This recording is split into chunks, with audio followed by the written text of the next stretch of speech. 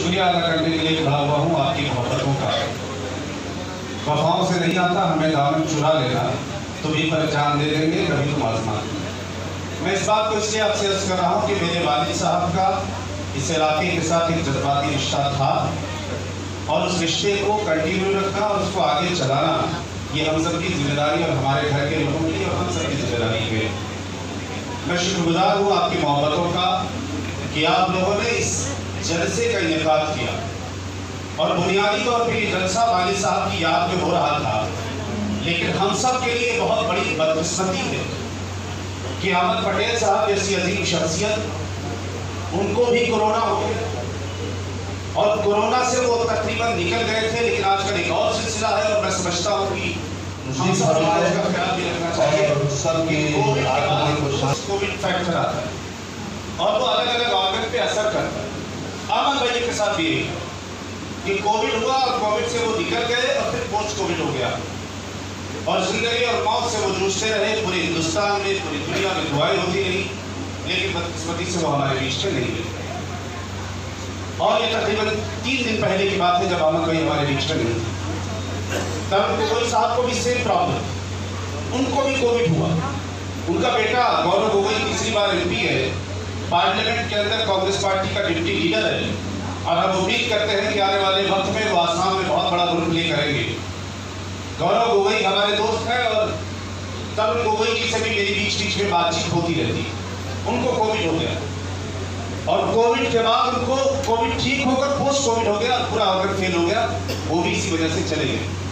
तो मेरे वालिद साहब और जो है काउंसिलर में जुबियान बनी यहाँ तशरीफ फरमा है, तो ये सारी चीज़ें मैं तफसील कराने की जरूरत नहीं थी, ये तफसील जलसा है और इसमें जो है मऊ हो, गाजीपुर हो, बलिया हो, घोसी हो, बनारस हो, इलाहाबाद, पूरा खित्ता जो भी उस दौर में आया होगा प्राइवेट इंस्टीट्यूशंस में एडमिशन के लिए, हमारे वालिद साहब ने कोशिश ये की कि उनकी मदद हो, उनका एडमिशन कराया और कई सारे लोग इस बात के गवाह हैं कि उन्होंने अपनी जेब से फीस देने का काम और उन बच्चों की तरबियत देने का काम दादा कहते थे। और मैं समझता हूँ कि ये नए लोगों के लिए इंस्पिरेशन की बात भी हो सकती है कि कार नहीं होती थी, बड़े बड़े लोगों के पास कार नहीं। अब 1960 में आए थे तो जो घोड़ा गाड़ी होती है गाँव से बैठ कर फिल्डर स्टेशन पत्नी जो पटनी छोटी लाइन बोलते उसे मुगल सराय से जंगल में बैठ कर कंपार्टमेंट मुंबई में आके मजदूरी तो चलो ठीक है, तालीम हासिल करना, इसलिए कि तालीम से बड़ा कोई रास्ता नहीं है। आपसे भी गुजारिश है, आधी रोटी खा लीजिए, आधे कपड़े पहन लीजिए, 2 जोड़ा कपड़ा हो तो 1 जोड़ा कर लीजिए, अपने बच्चों को पढ़ाइए, जिसको चाहिए वोट दीजिए, मगर अपने बच्चों को पहले पढ़ाएंगे। अगर अपने बच्चों को पढ़ाएंगे तो शायद हिंदुस्तान को ज्यादा बेहतर तरीके से बड़ी जरूरत है। हमारा एसबीएन क्लीनर्स एक ड्राई क्लीनर की दुकान थी वहाँ पे, दादा मरहूम और दादा भी कांग्रेसी और बड़े वक्ता और शायर और अदीब जबरदस्त मुकर्रिर माशाल्लाह। हमारे नाना मरहूम अब्दुल्ला मामून बैठे हैं, नाना मरहूम हमारे बहुत जबरदस्त आदमी, सोशल आदमी। तो अबू यहाँ पर मेहनत करके उन्होंने कांग्रेस पार्टी के झंडे तले अपने आप को खड़ा करने की कोशिश की और हम समझते हैं कि कांग्रेस पार्टी का नजरिया गांधी का, नेहरू का, मौलाना आजाद का इस मुल्क की हिंदू मुस्लिम एकता का नजरिया है। दूसरा नजरिया इस मुल्क में कोई कामयाब होने वाला नहीं है, जिसके झंडा बरदार हमारे वालिद साहब थे, अहमद पटेल साहब थे, तरुण गोगोई साहब थे और हम समझते हैं कि आप सब है जो इस मुल्क को बचाने की लड़ाई है संघीय राष्ट्रवाद से, उस राष्ट्रवाद तथाकथित राष्ट्रवाद से, इस देश के कमजोरों को और कमजोर करने का जो तथाकथित राष्ट्रवाद है, इसके खिलाफ मुल्क के अंदर जो आइडियोलॉजिकल लड़ाई है इन लोगों ने भी लड़ी है और हम सब भी इंशाअल्लाह अपना मिलकर लड़ने का काम करेंगे। ये इलाका बहुत मशहूर है, इसलिए मशहूर है कि यहाँ पर कंपोजिट कल्चर, हिंदू मुसलमान अगले पिछड़े गरीब अमीर सब मिलकर रहते हैं। वसीम ने ठीक कहा और हम तो जौनपुर में है और वहाँ पर कांग्रेस पार्टी का झंडा उठाए हुए हम इंशाअल्लाह उठा लेंगे राहुल गांधी के साथ।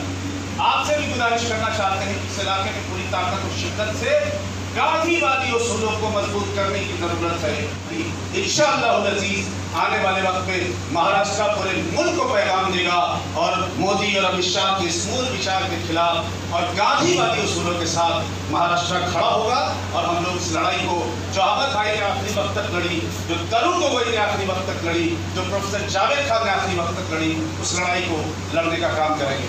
सब साथी तैयार हैं तो हाथ उठा दें इस लड़ाई के लिए और संघर्ष के लिए जोरदार ताली के साथ अपने लिए और अपने लिए संघर्ष के साथ खड़े हैं। फैज अहमद फैज एक बड़े मशहूर नज़्म हैं, मशहूर शायर हैं और फैज अहमद फैज की बड़ी मशहूर नज़्म है, उसके हवाले से बात को खत्म करता हूँ। गुरु जी हमारे गांव से आए हैं। गुरु जी बहुत बहुत धन्यवाद आपका। हमारे चुनाव में भी विधानसभा में बहुत काम किए थे। गुरु गोविंद उपाध्याय जी जौनपुर से चल के आए हैं ट्रेन पकड़ के, बहुत धन्यवाद। फैज का शेर है कि ये दाग दाग उजाला ये शब्द गुज़ीरे सर, ये दाग दाग उजाला ये शब्द गुज़ीरे सर, वो इंतजार था जिसका ये वो सहर तो नहीं, ये वो सहर तो नहीं जिसकी आरज़ू लेकर चले थे यार के मिल जाएगी कहीं ना कहीं। चले चलो कि वो मंजिल अभी नहीं आई, निजात दिलो दिल की खड़ी नहीं आई। बहुत बहुत शुक्रिया। जय हिंद। मेडिकल कॉलेज हो, इंजीनियरिंग कॉलेज हो या जनरल कॉलेज हो, वो सब निकालने का काम जावेद साहब ने बहुत बड़ी ताकत से किया। ये तो उनको एजुकेशन में बहुत दिलचस्पी था। उनका कहना था कि आपके लिए हो या मागास वर्गीय हो या ओबीसी हो, जो समाज के नीचे तबके के लोग हैं, वो अगर एजुकेशन नहीं लेगा तो आगे बढ़ नहीं सकते, आगे जा नहीं सकते, समाज को भी ऊपर नहीं उठा सकते। ये उनका सपना था। इसलिए एजुकेशन में अगर महाराष्ट्र में कर्नाटक जैसे अनएडेड स्कूल का काम किया होगा, वो हमारे प्रोफेसर जावेद साहब ने किया। यहाँ पर जो जिस किस्म की बातें सुनने मिली थी थोड़े पर्सनल है। सच्चाई तो ये है मैं बचपन से अबू को देख रहा हूँ एंड अबू का जो पागल जैसा प्यार गोवर्दी के साथ था, वो कभी आप लोग के एंगल से मैं समझ नहीं पाया। मैं हमारे सारे भाई बहन, सच्चाई तो ये है कि जब हम बंगले में रहते थे, मंत्री भी थे, तो 10 दिन अबू को देख नहीं पाते थे। 15 दिन कई बार घर में रहते थे, वो मिल नहीं पाते थे। 4 दिन 5 दिन ऐसे निकल जाता था। मंत्री थे वो बात अलग रही। मंत्री पद के बाद भी एक एक्सपेक्टेशन था कि शायद ज़्यादा अवेलेबल रहे अबू फैमिली की तरफ, पर फिर भी ये जो कहानी थी गोवर्दी की वो चलती रही। और भैया हमने वो एक्सपीरियंस नहीं किया अबू का वो साइड। बहुत ही रिसेंटली हादसा होने के बाद काफ़ी आप लोगों से मुलाकात होने लगी। सारे लोगों से तो अभी भी मुलाकात नहीं हो पाई है, पर काफ़ी लोगों से मुलाकात हुई। और पहली बार मुझे आप लोग का एंगल समझ में आया और वो जो लव स्टोरी है अबू की गोवर्दी के साथ, पहली बार वो कंप्लीट हुई है मेरी नजरों में। हर आदमी का देखो एक हीरा एक होता है ना, a Heera is a diamond, it has many facets। हर आदमी जो उस हीरे को देखता है उसको एक अलग एस्पेक्ट दिखता है हीरे का। अबू पे आते हैं, आप लोग सब ने बहुत सारी कहानियाँ बताई। That's one aspect of it। मैं अबू को जिस तरीके से जानता था, अबू को मैं जानता था अबू एक बहुत ही सक्सेसफुल पॉलिटिशियन थे। मैं जानता था अबू ने यूनाइटेड नेशंस में भी इंडिया को रिप्रेजेंट किया। मैं अबू को प्रोफेसर की हैसियत से भी जानता था। मैं अबू के साथ पिछले 15 साल ऑलमोस्ट रोज काम किया हूँ। मुझे अबू का वो भी एस्पेक्ट देखने मिला, मेरे बॉस का। बहुत सारे एस्पेक्ट्स, बहुत सारी कहानियाँ एंड कुछ चीज़ें समझ में मुझे आने लगी है, पर उसके ऊपर मैं बात नहीं करूँगा ज़्यादा।